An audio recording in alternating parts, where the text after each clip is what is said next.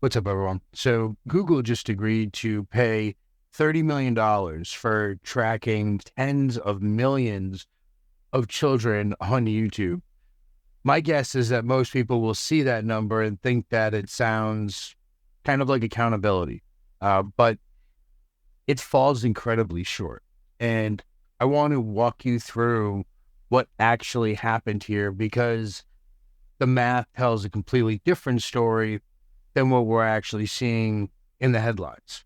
So there's a judge named Susan Van Colleen who gave the final approval on January 13th of this year. And this is in a case that was called Hubbard versus Google. You can see the case number right here.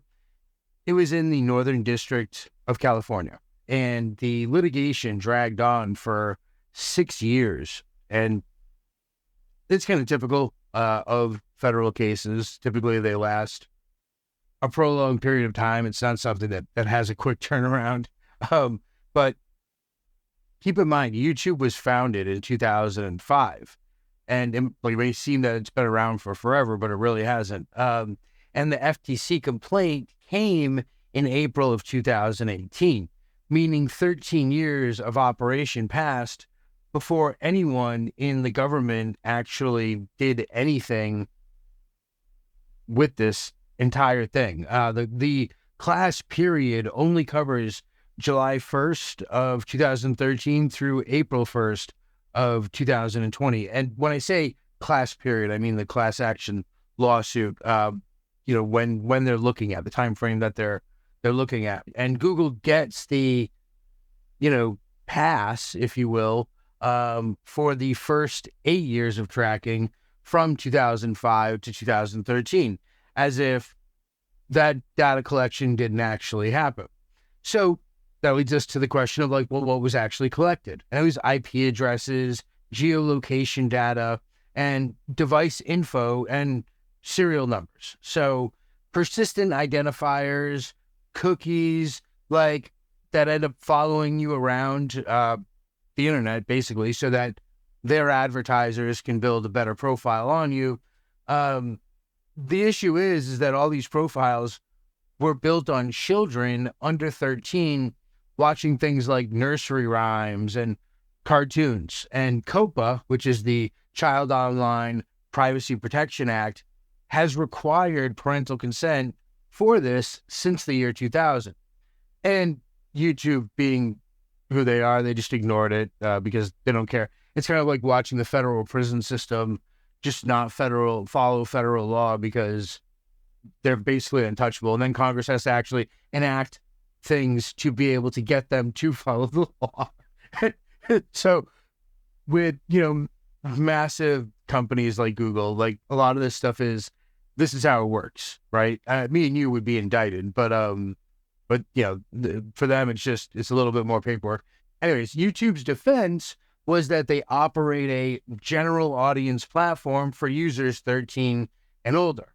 So COPPA supposedly exempts them, right? Despite the fact that if you've ever uploaded a video on YouTube, there's a myriad of options that exist that is specifically discussing things like children. So it doesn't really make sense. But the FTC found initial documents that actually showed YouTube marketed itself to toy companies as the best way to reach young children. And we all know that if you've been on the internet for any amount of time, some of the biggest creators on YouTube are, ones who make stuff for kids, and because a lot of parents will end up in part using YouTube like a babysitter, right? So YouTube, for example, told Mattel that, quote, YouTube is today the leader in reaching children age 6 to 11 against top TV channels. They told Hasbro that YouTube is the, quote, #1 website regularly visited by kids. And they brag that 93% of tweens visit YouTube to watch videos. So, the whole idea of, it not being what they originally said it was regarding ages is obviously nonsensical. So to advertisers, YouTube basically positions itself as the biggest platform for children. And to regulators, YouTube claimed the platform served only users 13 and older. They were lying to one group on one hand, and the FTC caught them, right? And the FTC settlement in September of 2019 hit Google for $170 million, which sounds substantial until you actually examine the numbers. And, Alphabet's revenue in 2019, because that's, the time period we're talking about, was $162 billion, making that fine 0.1% of 1 year of revenue, or 1/10 of 1% when you actually break it down. Google paid $136 million to the FTC and $34 million to New York. Now, the FTC money went straight to the US Treasury's general fund, bypassing the families and the kids who actually got tracked, the people that they actually classified as the victim. It's funny how that goes. Now, it could be funding drone strikes for all we know. And the victim saw none of that actual money. 1 month after the FTC settlement, this class action was filed, right? So 6 more years of motions, depositions, and legal maneuvering followed before we actually got to a point where we get to see who actually benefits. And the settlement fund totals $30 million. The lawyers from this convoluted firm are requesting 30%, which, amounts to basically $9 million plus another $250,000 in expenses, plus service awards for class representatives. So let's just call it $20 million left over for the actual victims. The lawyers spent 6 years on this case and walked away with $9 million, while the families whose kids actually got tracked for 7 years will split whatever remains. Now, the settlement's, class action size falls between 35 and 45 million people. So if everyone files, you get less than $1 per person. The settlement administrators basically estimated $30 to $60 per person. But that only works if it's a tiny fraction of the eligible families that actually file. And my guess is most of them will remain completely unaware that this settlement even exists. You don't, so that's great. But for context on what 30 million means to Google, in 2023, Alphabet generated $307 billion in revenue. And this settlement amounts to 0.01% of 1 year of revenue, or 1/100th of 1%. So Alphabet makes roughly $35 million per hour. So this entire settlement, after 6 years of litigation, represents what the company earns in under 60 minutes. So that covers 7 years of tracking children, or more accurately, 7 years of getting caught tracking children, because the tracking itself kind of costs them, nothing, right? So Google maintains full COPPA compliance throughout the entire class period. The company paid $200 million in combined settlements while claiming it followed the law the entire time, which makes no sense. I'm going to pay all these fines, but I didn't do anything wrong. Again, it's just an interesting way that these things always kind of work out. Now, this pay while claiming innocence approach has kind of become the standard. The settlement closes legal exposure without actually establishing any real precedent that matters. So Google gets to walk away clean if you or your child watched YouTube between July of 2013 and April of 2020 while under 13, you qualify. The claim deadline is January 21st of 2026 at YouTubePrivacySettlement.com. Now, the form asks for the child's first and last name, parent or guardian name, if the person filing is under 18, the date of birth, the street address, the city and the state, zip, phone number, and email. And you basically check 2 boxes confirming that you reside in the United States and that the child watched children's content on YouTube during the class period that existed. So you sign attesting that the information is true under penalty of perjury, which is like 5 years in prison if it's not true. So, I don't recommend lying. And that basically completes the entire process. It's fairly straightforward. You can find the file online or print the PDF and mail it in to the address in Milwaukee that they list. File the claim and, take the $30 when it arrives. You won't even be able to buy a month of YouTube Premium with it. But, who cares? At the end of the day, if you're actually affected by it, it's $30, so it's money, right? At the end of the day, it's something, and something's better than nothing.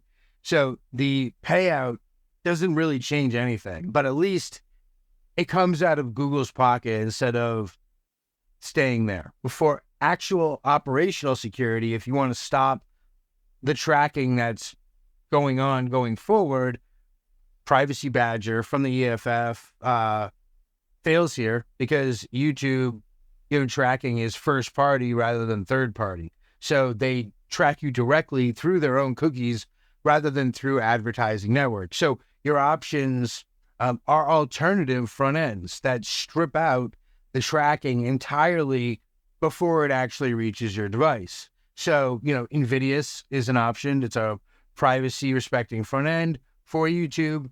You can self-host it or you can use public instance. It pulls video content while bypassing Google's JavaScript, cookies, and tracking infrastructure entirely, which is awesome.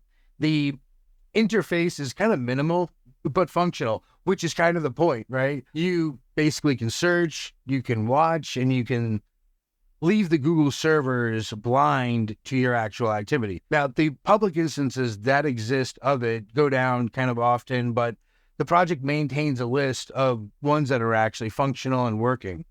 FreeTube is a desktop application for Windows, Mac, and Linux, and it accomplishes kind of the same goal, but it runs locally on your actual machine. And you can import your YouTube subscriptions in it, which is awesome. It fetches content through privacy-respecting methods, and your viewing stays completely unreported to Google. The app requires 0 accounts and performs 0 tracking, basically keeping your watch history and your machine clean, And NewPipe is another one that accomplishes the same thing on Android while not requiring any Google Play service accounts or tracking. And you could download videos for offline viewing that way as well. Not that I'm recommending that because there's a massive issue with that on YouTube. They freak out. So, there's that. Don't do that. But with it, NewPipe specifically, none of it actually touches. You don't get infected by the Google surveillance infrastructure. Now, if you want network level protection, Pi-hole running on your network can do things like block Google tracking domains at a DNS level. You set it up on a Raspberry Pi or your router's DNS, and it blocks tracking requests before they actually leave your network. And this will affect every device in your house, including smart TVs, the official YouTube app. The app functions normally while tracking calls get black holed, essentially. It requires a little bit of technical setup, maybe an hour if you've never done it before, but it provides the most comprehensive solution because it protects devices where you can't actually install alternative apps, right? So think like smart TVs, stuff like that. Any Google account login triggers tracking, and the official YouTube app and website both track you. Privacy-respecting tools that strip surveillance before it actually reaches your device remain the only way to actually watch YouTube content without feeding the data collection machine. Google spent years building and profiling children while the government, took 13 years to actually notice. The lawyers took 6 years to negotiate a payout that works for everyone, mainly lines their pockets.